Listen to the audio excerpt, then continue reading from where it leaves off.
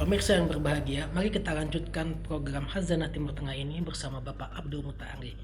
Baik Pak, yang saya pahami dari penjelasan Bapak tadi bahwa ada korelasi antara Middle East dengan Israel dan Arab dengan ekstremisme. Juga antara Arab dengan agama Islam secara khusus, dan Middle East itu melingkupi juga ada persamaan termasuk Israel, Turki, dan Iran. Mungkin bisa lebih diperjelas lagi Pak.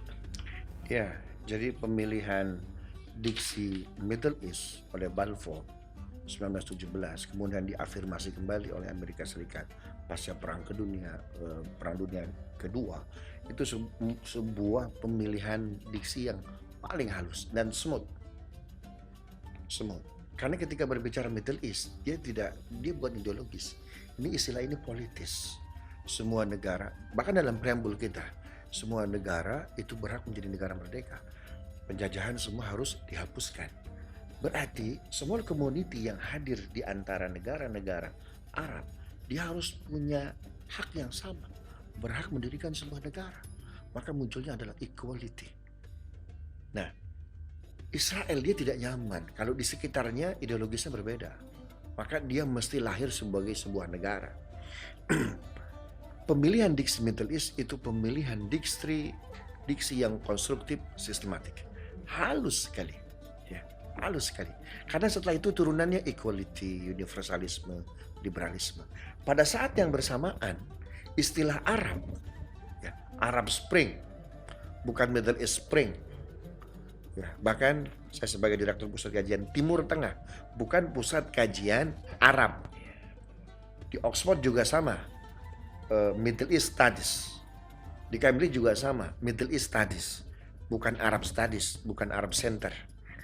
Nah, ketika berbicara Arab, maka readership, pembaca, masyarakat, publik akan paham bagaimana dunia Arab. Dunia Arab isinya adalah klan. Klan ini mereka satu dengan yang lain saling berperang. Agar apa? Agar survive. Sehingga istilah perang itu menjadi sebuah terminologi yang tidak bisa terpisah dengan Arab. Di Arab lahir sebuah ideologi namanya Islam. Berarti Islam, klan, perang, Arab. Sehingga yang menjadi imbas istilah perang, kekacauan, ekstremisme ini adalah Islam. Sebuah strategi yang luar biasa yang melupakan sejarah desain besar sebetulnya yang ekstrim. Berdirinya sebuah negara yang tadinya nothing, zero land, menjadi everything is land. Tanahnya menjadi milik dia dengan cara yang sangat radikal. Orang dilupakan. Ya, orang dilupakan. Jadi kalau diibaratkan main bola, ini tendangannya nggak langsung tapi melambung, namun berhasil. Ekstremisme disematkan like and dislike, ya, like and dislike kepada agama Samawi terakhir, ya. Padahal pada saat yang bersamaan, bagaimana konstruksi dari 1917, Perang Dunia Pertama, Perang Dunia Kedua 1942, 1945, sampai berdirinya di-statekan Israel State 14 Mei 1948. Bagaimana step radikalisme, teroris radikalisme. Sampai saat ini di PBB istilah terorisme belum selesai. Ada 172 definisi tentang terorisme, belum selesai. Kenapa?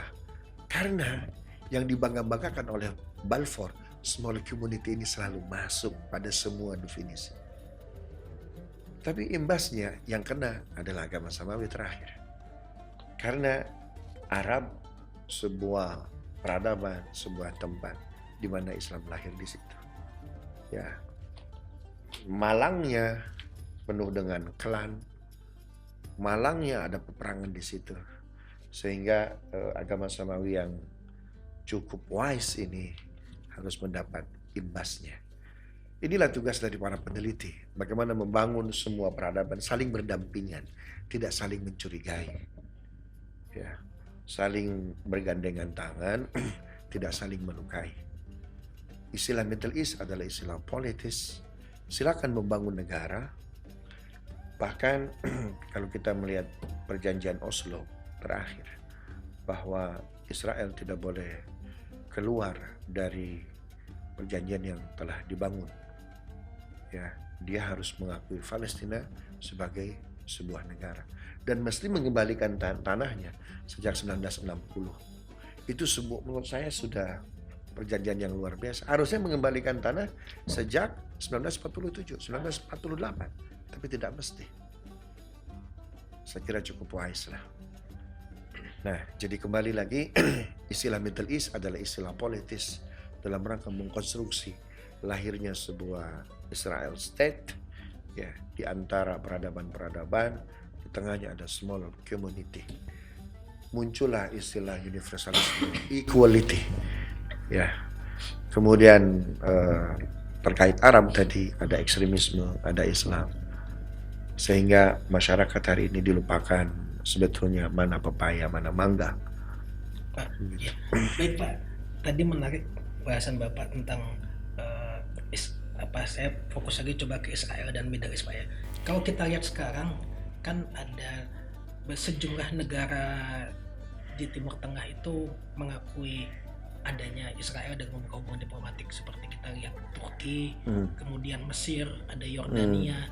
Nah ini kira-kira kalau kita kaitkan dengan pembahasan antara bahasa politis Middle East dan Arab tadi, gimana Bapak memahaminya? Ada korelasinya nggak? Kalau kita lihat kan Turki, Yordania, Mesir, kemudian tiga negara itu ya Pak ya. Baik, itu memiliki hubungan diplomatik dengan Israel Pak. Tapi sebaliknya Indonesia kan tidak memilikinya.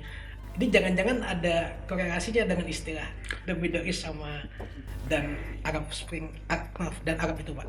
Baik, saya mengapresiasi kerja-kerja Kementerian Luar Negeri kita ya, sehingga menjadi sikap pemerintah Republik Indonesia mengafirmasi apa yang dilakukan oleh pemerintah Jordan, kerajaan Jordan.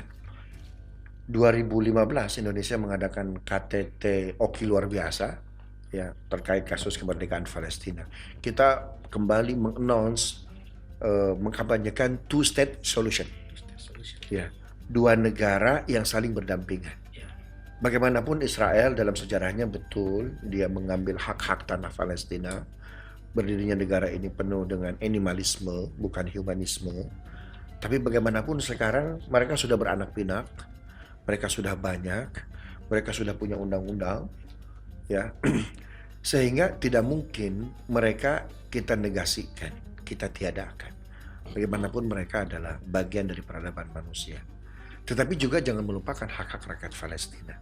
Jadi yang paling pas adalah kita mengokohkan kembali sikap pemerintah kita pada KTT OKI luar biasa di Jakarta. Israel kita akui sebagai sebuah negara, tapi juga kita sangat membangun bahwa Palestina juga berhak menjadi sebuah negara.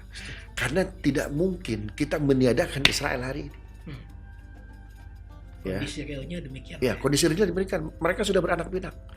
Bahkan Donald Trump, ya, beberapa hari setelah dilantik, dia mengatakan bahwa Yerusalem adalah ibu kota Israel Raya. Sehingga ratusan ribu masyarakat Israel yang ada di Amerika migrasi luar biasa. Apakah mereka sekarang kita genocide? Apakah mereka sekarang kita bunuh, kita musnahkan? Never. Tidak akan pernah.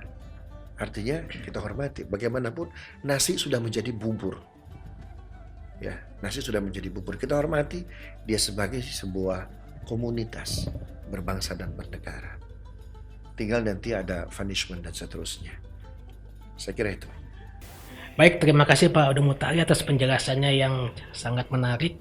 Demikianlah acara ini. Kita akan lanjutkan di episode berikutnya. Assalamualaikum warahmatullahi wabarakatuh.